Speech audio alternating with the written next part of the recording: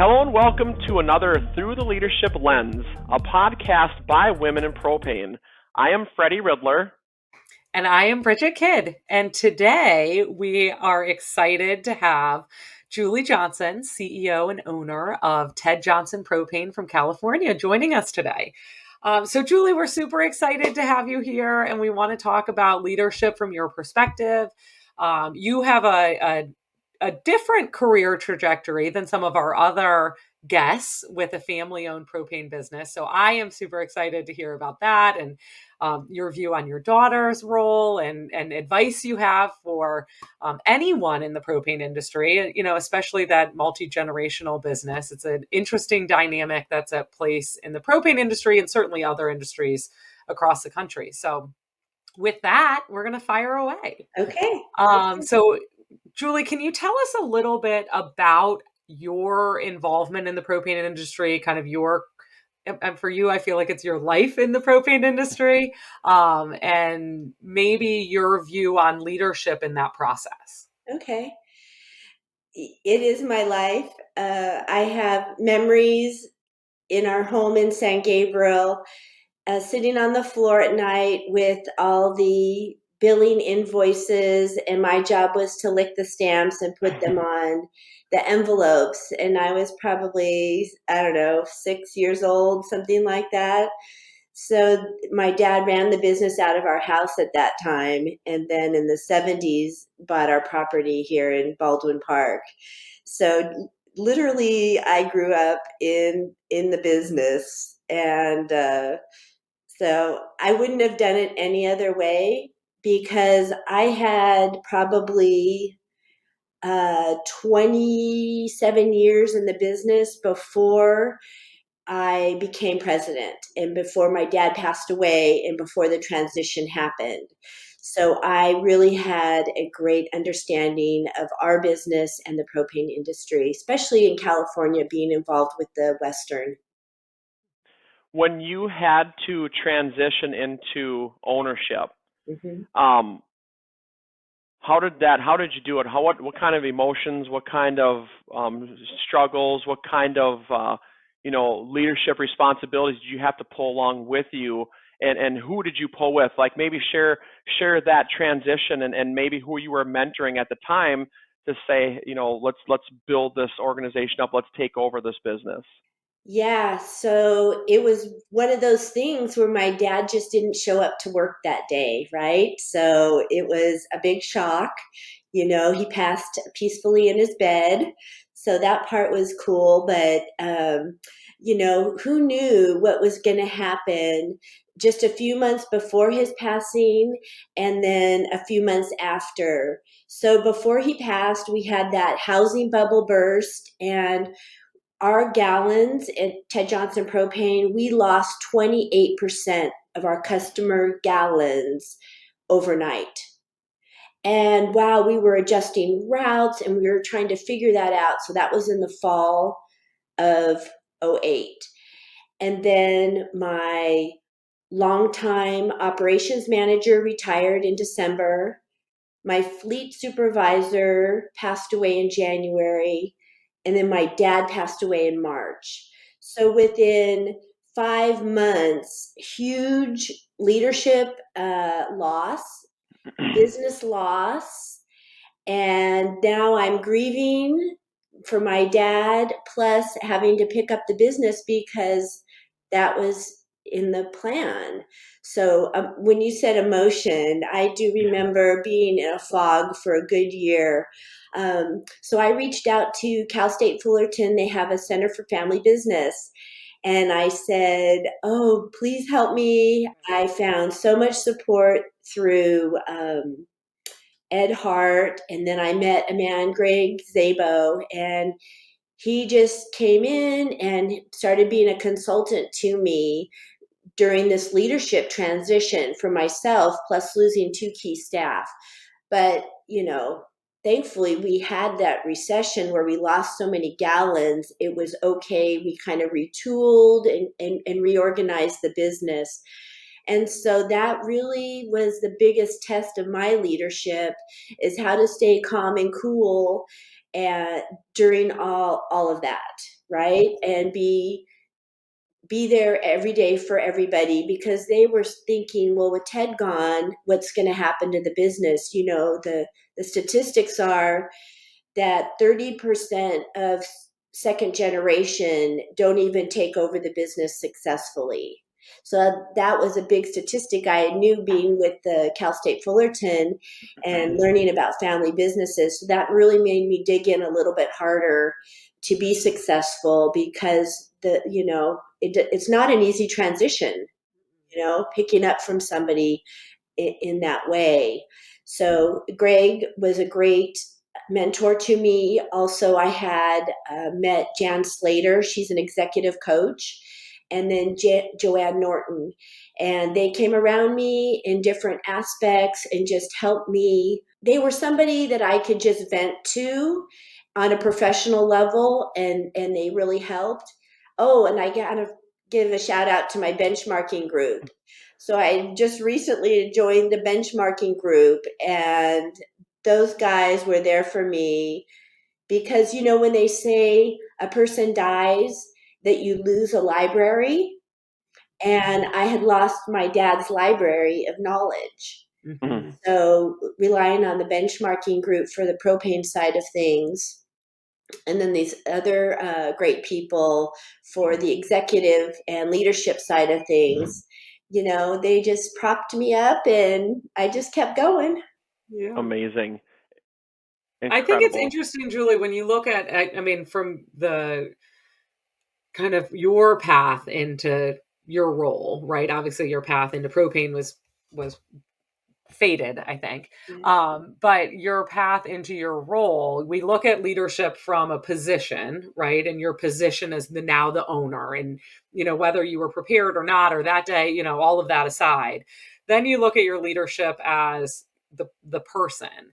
And I'm wondering if you can talk to us a little bit about how you've applied what you learned through that adversity, right? And all of those challenges, personal, professional, economic, all of those. And you're also somebody who, you mentioned very casually, has been very involved in the Western Propane Gas Association. You've been very involved at PERC with the Research and Technology Development Committee. You are a leader in your peers from how are we positioning this industry going forward. And I'm just wondering if you can talk a little bit about that, applying those competencies that maybe you learned through that adversity into what you're doing today and outside of your specific job.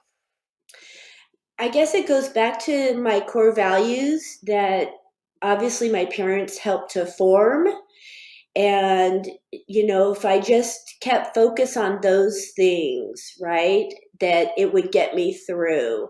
And luckily, having 27 years in the business, I got to see trends of uh, good times and bad times, employee turnover, and those kind of things. So there's a rhythm to the propane industry, and I just stayed in that rhythm.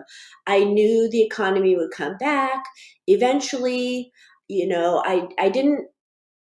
I don't stress about the things that I shouldn't stress about, right? And changing the economy is nothing I have control over, right? I only have control over certain things, and just showing up for my employees. Like, one of our things that we like to say for our drivers and servicemen especially, I want you to come home every night to your family, right? So safety is important in how we do business, and to not work 24/7 for customers who really aren't our customers. We have our sweet spot in LA, and we've seen a lot of majors come and go, and we stick here because I just know how to do business in LA, and I just stick true to valuing my customers, right? The customers sign our paycheck. That's another value. So I guess just hanging on to those values and just being patient with myself, and our employees are our family. I mean, I'm sure you guys say that about where you work. So just hanging tight, and just one day at a time, it got me through. Mm-hmm. Amazing. So I want to give a shout out to the NPGA Benchmarking Council as well. But before we do, I'd like to give a shout out to our sponsorship for this Through the Leadership Lens, presented by Women Propane. Irish Propane is our sponsor. Through the Leadership Lens is sponsored by Irish Propane Corporation, serving Western and Central New York. For all your residential and commercial propane needs, choose Irish Propane. Irish Propane is a locally operated, New York State certified, woman-owned business. For more information, visit irishpropane.com. Irish Propane delivers peace of mind. Okay, so we're back. I do want to say the benchmarking group, Chad Craning and Eric Sears, I will give them a shout out because they deserve it. You are one of many stories I have heard, Julie, about people going, what do we do next? Where do I go next? And I've actually heard of an 18-year-old that lost his father, and he's taking over the business. And the first place we told him here at RCC was to reach out to the MPGA Benchmarking Council, because that's where you get your resources. That's where you get that consulting. That's where you get your ideas. And it's really cool to see. You talk about how Ted Johnson Propane is a family business. The propane industry treats all businesses like family. It's so fun to see how it all works. And then you're saying you're treating your employees as family. When you transitioned into the new ownership of Ted Johnson Propane, you had a lot of your staff looking up to you. What was that like? What was the feeling of your drivers, your service techs, your office staff? I mean, not just staff, but their families. Like, what was that like, saying, I can do this, just trust me? And that was one of the big words from our previous podcast was, what is leadership? Trust, right? Opportunity. Tell us a little bit about that, of how you approached your staff when you took this new ownership position. Yeah, so that's one thing I learned right away. They, some of my partners that came around me did a 360 review of me and my leadership style. So right out of the gate. And I got such great feedback from my employees and others around me that we were able to use that to fill in my gaps. So one of my gaps was communication of the goal, for the future, right? And so I ended up joining Toastmasters and learning how to do public speaking and learning basic things like know your audience, right? So I knew my audience, my employees were looking to me for like, what's the big picture? So I all of a sudden just started sitting down and writing what the big picture was, and I would present it every month to them. I'd have an all employee meeting, and we just started meeting and talking about the future together. And yeah, so that's just how it happened for me. Well, I think that is a key part of leadership that often goes unnoticed or maybe undiscussed, is that vulnerability, right? I mean, it takes a lot to say, what are my blind spots? We all have them, right? Mm-hmm. So what are my blind spots? And then to take the step to do something about it. I think there's a lot in that, right? There's a lot to be said for getting that feedback and receiving that feedback. And I'm wondering, Julie, if you can identify how that has changed your leadership style over the years, and if you are a different leader today than you were then. Oh, yeah, absolutely. I led, before by control, right? And, my dad would always tell people what they should do, using that word should. And I saw that it wasn't very successful for him. Absolutely. It pushed people the opposite direction. So yeah, I really grew to a leader that started asking questions and letting people be who they are and find out more their gifts and talents and keep them functioning where they were happy, most happy. I had to let a few people go, and one gal, I told her, your wish is coming true. And she said, what is that? And I said, I'm letting you go. I said, I know you've been so miserable here. And I just know there's something better for you out there. And I'm letting you go. And I'm maybe I shouldn't have done it quite that way at that time. I don't think I would say it in those words today, but I just really feel like happy people make a happy workplace and happy customers. And if they're feeling stressed or have personal issues, go out on, a leave and figure it out and then come back or whatever. So, yeah, I've changed a lot. More questions. There's this great book called um, A More Beautiful Question. And it's how do you get people thinking about solutions to problems? So that's part of my leadership, I think, is really asking questions to help people develop into the leaders they need to be and into the roles they want to be in. Some people stay so quiet about what they want to do for their future, and it just takes somebody asking them, like, where do you see yourself in the next 5 or 10 years? And that might not even be here, but okay, that's fine. But how can I get you from here to there? And maybe in the meantime, you'll be an asset for us at this place. But I think That's it's more great about advice. people, less about the business. That's Great. awesome. Thank you Thanks. for that information. That's really fun to hear this information from you, Julie. Um, what do you think, Bridget? Are we ready for the rapid I think fire we're ready. questions? Are you ready to have a little bit of fun, Julie? We kind of hit you with a bunch of serious questions. Now we have some fun questions just to kind of finish the podcast with it.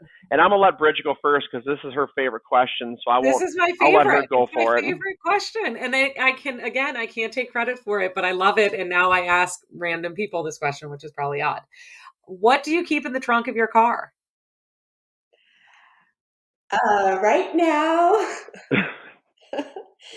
there are grocery bags, right? They're reusable grocery bags, a beach towel, and some company brochures. You never know who you're going to run into. I might need to give them a Nice. little brochure. But right I That's now, love very it. That's detailed. great. I know. I like that. I like that you have a very detailed inventory too. That's good. So I'm going to ask a question that's not on your list that you received beforehand because the conversation we had before the podcast started was a fun conversation. I won't let you go into detail of it, but who is your favorite NFL team? so my answer is any team that Tom Brady is on. So Patriots for years, and I still like the Patriots, but now I'm following the Bucks. I'm just saying, I'm a fair weathered sports fan. That's okay. You know where your heart is. So Yep. that's what counts. Julie, what do you wish you had known when you were 16 that you know now? I wish I had known that high school wasn't everything. High school was rough for me. I did not do it very well, but thankfully that was the roughest patch I think in my life was high school. That's we good. it's fun to hear that question and the way different people answer it, and it's always the common thread of don't worry about today. You will be successful. Regardless of what's happening right now when you're at this age, you don't have everything figured out yet. And just to keep moving forward. And I love it. I love that. I'm so happy we added that question because I'm always curious to hear what you're going to say. If you were not in the propane industry, what would you be doing? What would you be doing for a career? I think I would have become a veterinarian, a large animal vet. Oh, that's great. I Yeah. would. Do you have I mean, are you a horse lover? And yeah. Oh, Do that's you have great. animals? Do you have a ranch? I've ridden horses, showed, competed since I was 10 Wow. years old. Good for Uh, you. yeah, I'm retired from that right now, so I don't have any horses, but just learning so much about care of animals and then dogs and cats over the years, I been to the veterinarian office a lot, and I feel like I've gleaned so much knowledge, and it just looked like a fun career if I wasn't doing propane. Yeah, that's great and probably very rewarding. All right, our last question. Describe your perfect vacation. Uh, I might have just had my perfect vacation.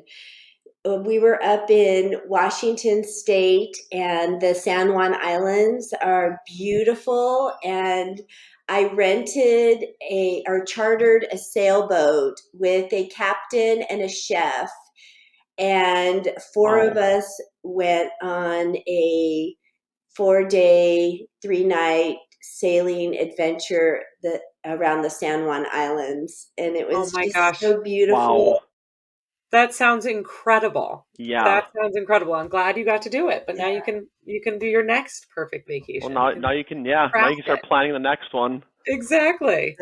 Well, Julie, before we end, we'll have listeners and viewers that are watching this podcast. What's one piece of advice you'd like to give the listeners listening in for leadership, discussions and topics like we just talked about? Yeah, find a good mentor. I had great mentors that saw where I needed to be spoken into. And, I had done the disc even, and the disc said I was an S and a C, right? And she just said, "No, Julie, you have D in you. You have that outgoing leadership ability in you." And by her saying that, it really unlocked me, because my parents were very, controlling and dominating for my life. And for me to morph out of being the support role and into that leadership role, if she hadn't have said that, who knows where I'd be today. But she just gave me the confidence to say, "No, I see that in you. You don't see it in you. That's why you tested that way, but I see this in you." So I would say find a mentor and let them speak into your life. Great advice. Great advice. Great advice. Well, thank you, Julie. Thanks, Bridget. And that Thanks, concludes another guys. podcast. So thank you so much for joining us today. Thank you. It was fun. This has been another episode of Through the Leadership Lens, presented by Women in Propane. Be sure to subscribe, download, and share with a friend. To learn more about Women in Propane, visit us on Facebook, Instagram, or online at www.womeninpropane.org. I'm Freddie Riddler.